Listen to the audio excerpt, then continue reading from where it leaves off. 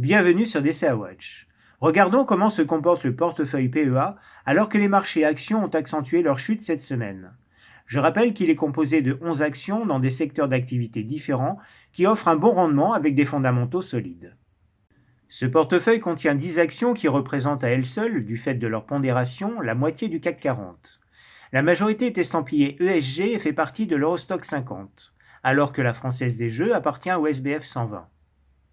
Si on avait investi en 2020, au pire moment, juste avant la crise du Covid, on aurait vu le CAC 40 gagner 11% en 3 ans et demi.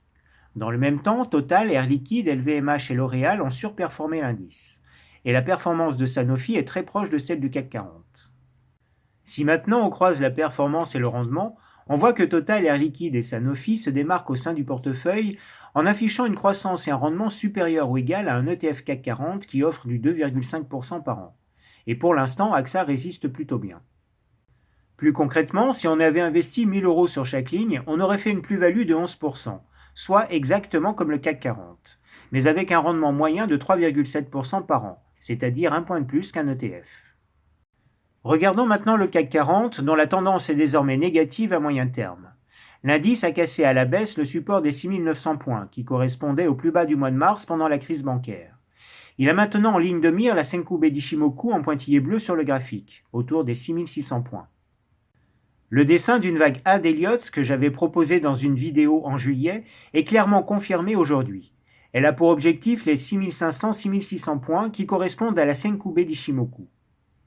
Et ça devient vraiment intéressant quand on ajoute le volume profile. En effet, cela indique les niveaux de prix où se confrontent le plus d'acheteurs et de vendeurs. Et c'est le cas pour les 6600 points qui deviennent un support majeur.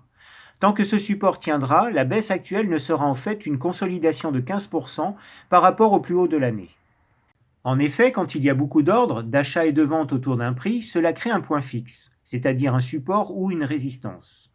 Par contre, dans les zones creuses avec peu de volume, c'est là qu'il y a beaucoup de volatilité à la hausse comme à la baisse, car il y a peu d'intervenants pour fixer un prix.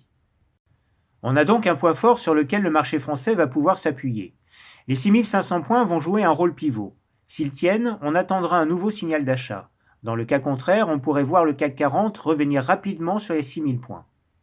Cela voudrait dire que l'économie se dégrade plus que prévu, ou que le conflit au Moyen-Orient s'aggrave, entraînant également un certain coût humain, et on espère tous une désescalade. Voilà pour cette semaine, sur ce, bon investissement à tous.